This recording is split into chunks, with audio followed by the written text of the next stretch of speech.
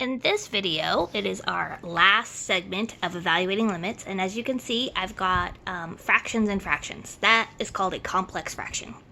Okay, so if I plug in x is 4, we should pretty much expect that things are going to be funky. So if I plug in x is 4, I get 1/4 minus 1/4 over 4 minus 4. Guess what? 0 over 0. That means I need to figure out what the actual y value is using algebra. Okay, so here we don't have any factoring we can do right now, as we saw in one of our videos. We don't have roots, so we can't do the conjugate. So what is our strategy going to be? And what our strategy is going to be is that I'm going to make a common denominator to make the top into one fraction. So I'm going to multiply this by 4 and this by x. All right, so let's see what we get. I get the limit as x goes to 4 of, I have not touched the denominator,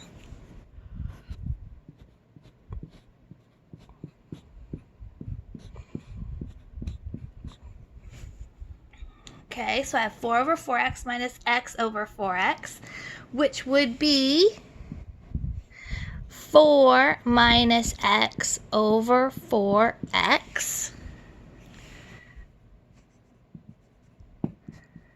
And I still have to divide it by x minus 4. So guess what I'm going to do? I'm going to write that divided by x minus 4 to the side. Okay. All right, now, here's what we're going to do.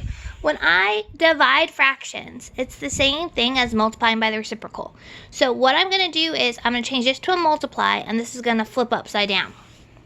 So I'm going to have the limit as x goes to 4 of 4 minus x over 4x times 1 over x minus 4.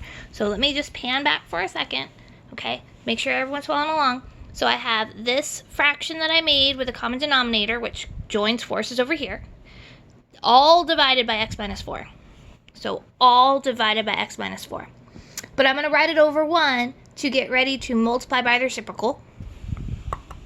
There it is. Okay, now, these look like they can cancel. They are nearly identical. They are technically opposites. So what I'm going to do to show you what I mean is I'm going to take an extra step. And if you factored out a -1, then you will see that they will be exactly the same order. So I'm telling you that 4 minus x and x minus 4 are off by a -1. So if I factor that -1 out, now you'll be able to see it. Okay? All right. So now I can cancel that out.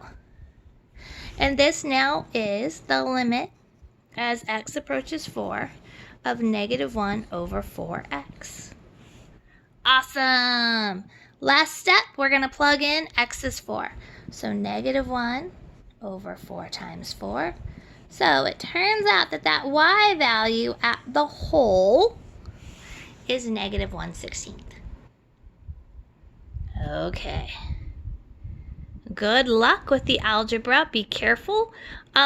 At this point, by the way, a lot of students say, hey, Jen, do I have to show every step?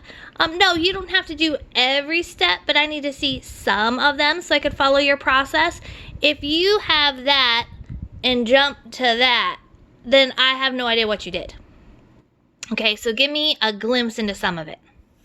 All right, good luck.